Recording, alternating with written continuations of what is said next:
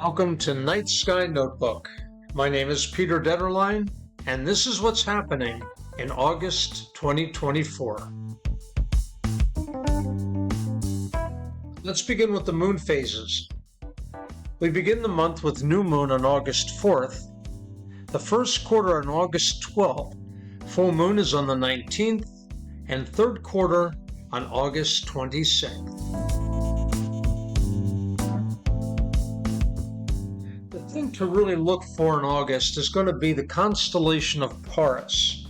Now it's going to be early morning. I get that. It's the pre-dawn hours. You'll be able to see Orion coming up shortly after. But I would start around 4:30 a.m. Look in the east-southeast.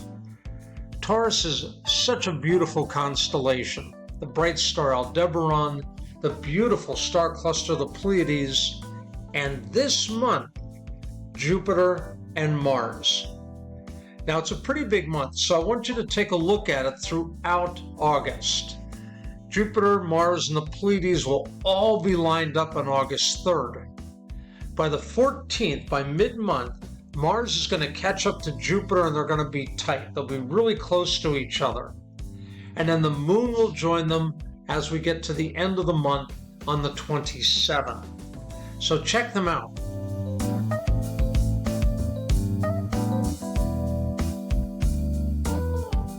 August 11th, the official dog days of summer.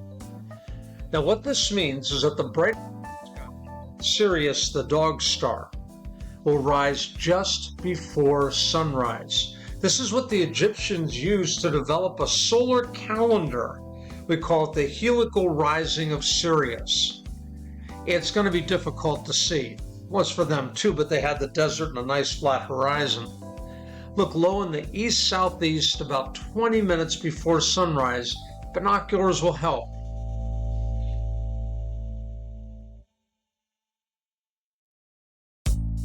The Perseid meteor shower. The best meteor shower of the year. Arguably the Geminids are up there as well. But this is a nice warm meteor shower. Get the chaise lounge out, sleeping bag anyway or a blanket, and start watching for meteors. The moon is not going to be a problem because the first quarter moon will set roughly around midnight, 1 a.m. really, at daylight savings time.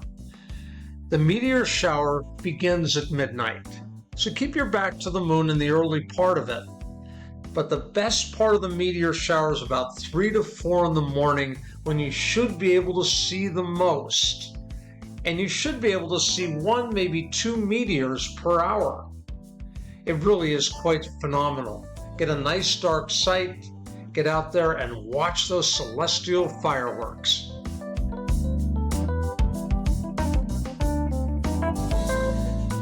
And while you're watching meteors in the early morning, take a look at Mars and Jupiter. They are right next to each other, about a ½ degree apart. Now, if you hold out your arm fully extended and bring your little pinky finger out, your pinky finger is about 1 degree.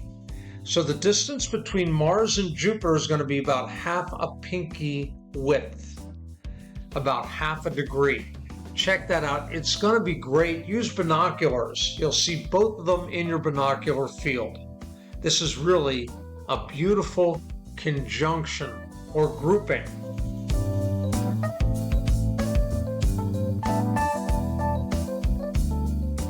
The moon and Saturn will rise together on August 20, and the moon is just past full. You can see it's a little dark right off to the right side of the moon, but they'll be rising together and it'll be just below Saturn. Check that out. That's going to be really neat to see.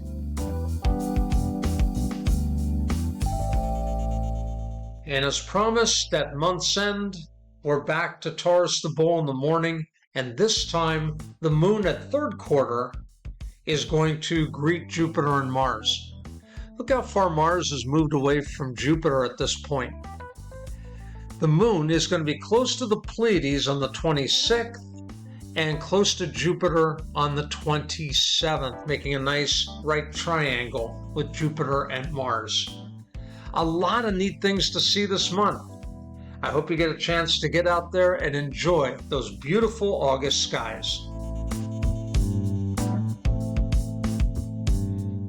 To take a look at more things happening in the night sky, check out Night Sky Notebook. And until next month, keep looking up.